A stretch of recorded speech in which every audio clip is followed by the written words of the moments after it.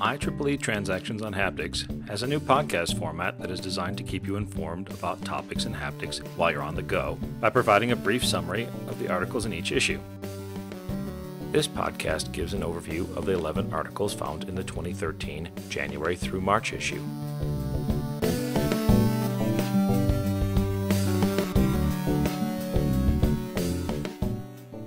This issue's first article aims to improve teleoperation performance with the addition of haptic guidance. Its title is A Task-Specific Analysis of the Benefit of Haptic Shared Control During Teleoperation by Busenkal et al. This paper proposes to overcome the imperfect visual and haptic feedback that is often present in teleoperation by providing assistive guiding forces, or so-called haptic shared control, and to do this in lieu of providing improved transparency. The goal of this research is to understand the relative benefits of providing haptic shared control.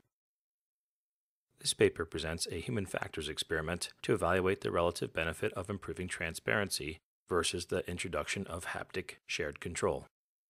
The author's haptic shared control provides continuous guiding forces based on an optimal path for a planar bolt and wrench task for 3 levels of transparency. The authors found that haptic shared control improves task performance and reduces control effort and operator cognitive workload for the overall task, independent of transparency level. The main contribution of the paper is to show that teleoperated tasks that are dominated by movement may benefit more from focusing on haptic shared control than on improved transparency.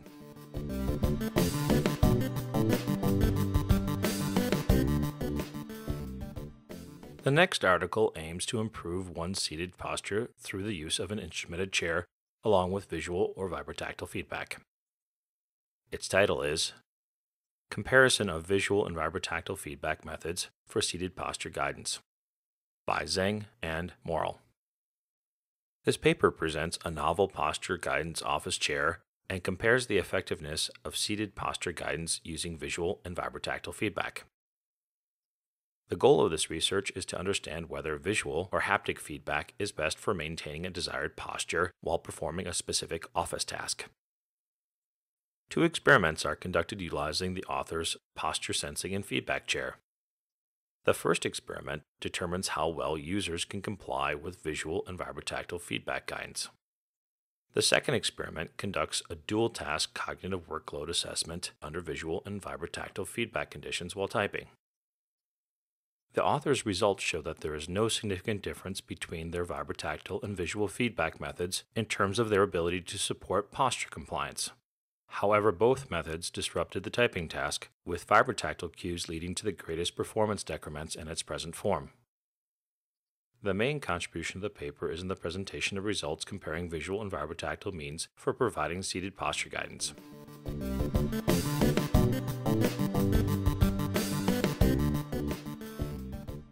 This next article aims to provide new insights into the perception of liquid viscosity.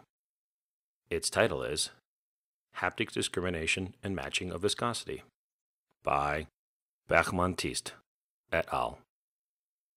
This paper presents experiments that investigate the perception of viscosity and tries to answer the questions: what information do we use to judge viscosity, and how good are we at distinguishing different levels of viscosity? The goal of this research is to determine the relative discrimination thresholds and important contributing factors for the perception of viscosity. This paper presents 3 main experiments. In the first 2, subjects stir and discriminate silicone liquids of different viscosities with a rigid probe and a glove finger, respectively. In the third experiment, the role of the rubber glove was investigated by asking subjects to match liquids when perceived with and without the glove. The authors found that the perception of viscosity depends on whether it is perceived directly with the user's finger or indirectly with a stirring rod, and that liquids felt with a glove felt much thinner than liquids felt without a glove. The main contribution of this paper is its results for relative viscosity perception thresholds as a function of liquid viscosity and interaction conditions.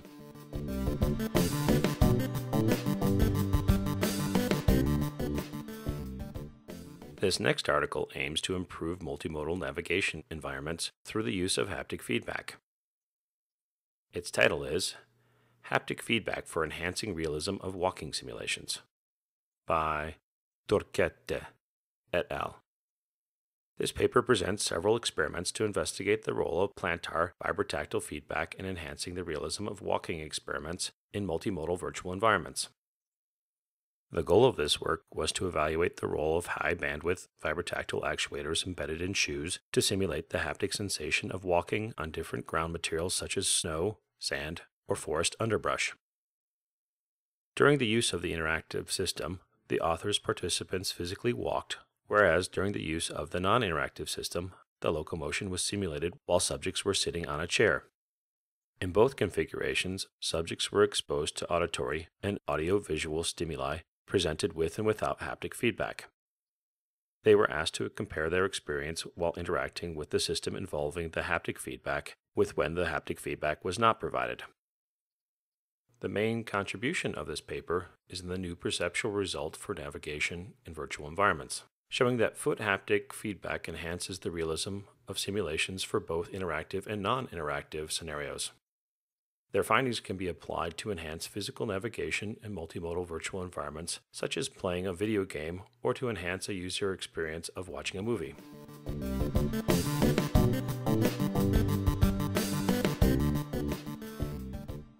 This next article aims to provide improved methods for evaluating the efficacy of virtual training.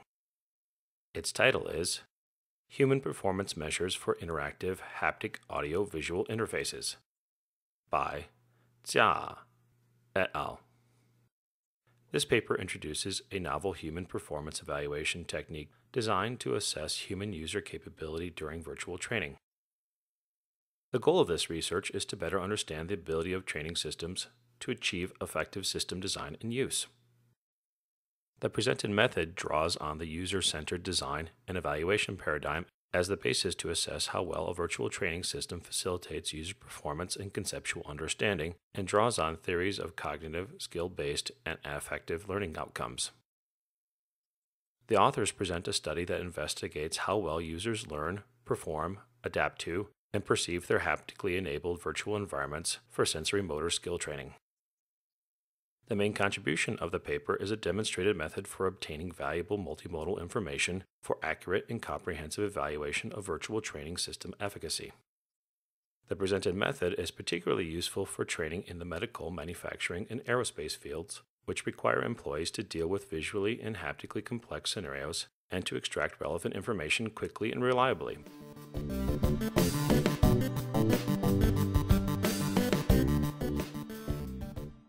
This next article aims to improve human-robot interaction through the addition of haptic feedback. Its title is Intention Recognition for Dynamic Role Exchange in Haptic Collaboration by Kochukimas et al. This paper presents a role allocation model that enables leader-follower role exchanges between collaborative agents using force information acquired through haptic devices. The goal of this research is to better infer the intentions of human operators and dynamically adjust control levels of interacting members to facilitate more intuitive human-robot interactions. In addition to force feedback, the authors also designed visual and vibrotactile cues that convey the partner's control levels within the task to users of the system. The authors evaluated the benefits of the role allocation model and that of the additional cues with a two-agent collaborative board game through a user study. The authors examined the energy consumption, the work done on the manipulated object, and the joint efficiency in addition to task performance. The main contribution of the paper is to show that when compared to an equal control condition between partners, a dynamic role allocation system improves task performance and the joint efficiency of the partners. They also show that augmenting the system with additional informative visual and vibrotactile cues allows the users to become aware of the underlying role exchanges.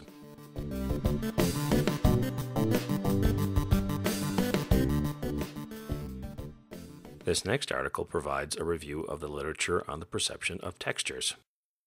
Its title is Psychophysical Dimensions of Tactile Perception of Textures by Okamoto et al. This paper reviews studies on the tactile dimensionality of physical properties of materials. The goal of this research is to identify and categorize the dimensions for the perception of textures based on the commonality found in the literature and the known mechanisms for the perception of physical properties of textures. The authors identify that tactile textures are composed of three prominent psychophysical dimensions that are perceived as roughness, hardness, and temperature.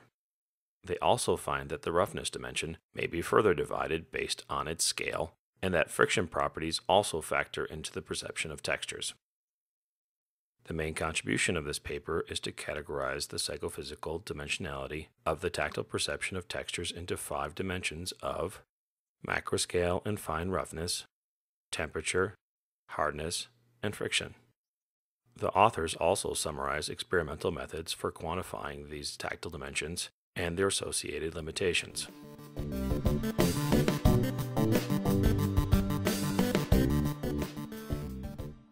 This next article aims to improve the way that vibrotactile feedback data is sent over the internet in the future.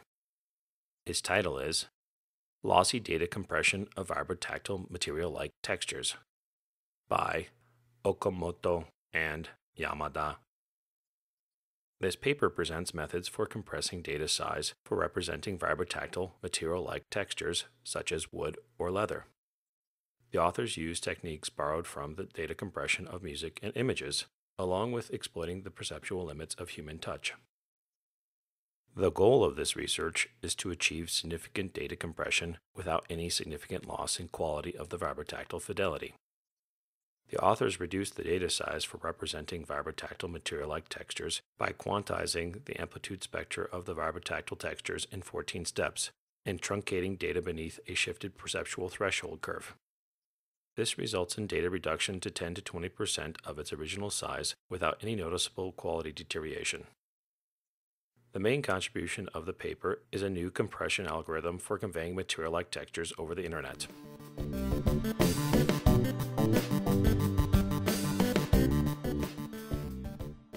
This next article makes recommendations for how to improve human-robot collaboration. Its title is The Role of Haptic Feedback for Integration of Intentions in Shared Task Execution by Groten et al. This paper studies shared decision-making as part of human-robot interaction tasks, which for example occurs when 2 partners jointly control a navigation task and have to avoid obstacles. The goal of this research is to gain insights into the role of haptic communication in cooperative work, and to use this understanding to develop assistive robots capable of efficiently assisting humans. To understand how human participants cooperate, the authors had their participants jointly perform a series of tracking tasks. Each participant controlled the horizontal location of a virtual object to keep it on a moving path using a linear haptic interface. In the experiments, participants received haptic feedback based on the inertia of the object or based on both the object inertia and interaction forces from the other participant. The authors use tracking accuracy and interface forces as metrics. The authors' results suggest the importance of force feedback between human partners during shared decision-making. The main contribution of the paper is to identify the role of haptic communication in cooperation between 2 humans, including shared decision-making.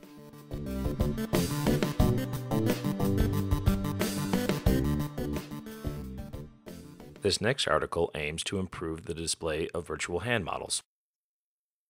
Its title is Using Postural Synergies to Animate a Low-Dimensional Hand Avatar in Haptic Simulation by Mulatto et al. This paper presents an approach for visually displaying a user's virtual hand without the need for specialized data gloves or hand trackers. The author's approach is based on a kinematic inversion of a hand model and assumed hand postures for common grasp operations. The goal of this paper is to be able to realistically animate the movement of a full hand avatar at haptic rates based on only knowing the tip positions of the index finger and thumb. The authors developed a kinematic model of the hand skeleton and deformable skin. The core of the animation of the avatar consists of a kinematic inversion algorithm that exploits only the first 3 postural synergies, which explain 90% of the variance of hand postures during common grasp operations. This allows computing the position of the hand and wrist and the configurations of all fingers at haptic rates. The main contribution of the paper is an animation algorithm that only requires the measured positions of the thumb and index fingertips, requiring only algebraic computation to provide an animation of a hand avatar at haptic rates.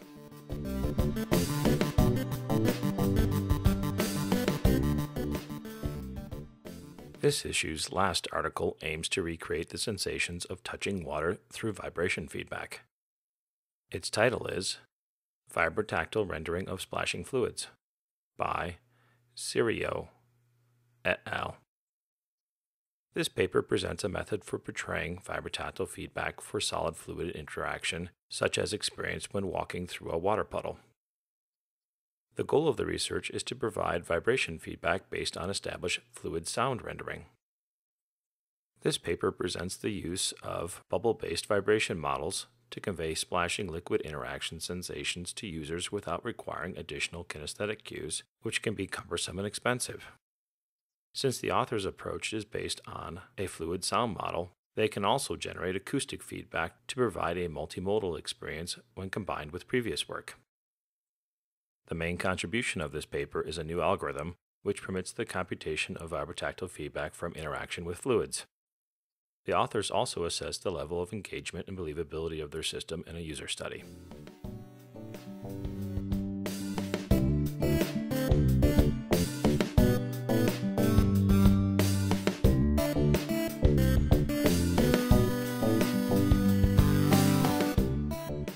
This concludes our podcast for this issue of the IEEE Transactions on Haptics. Hope you'll tune in again for our next issue.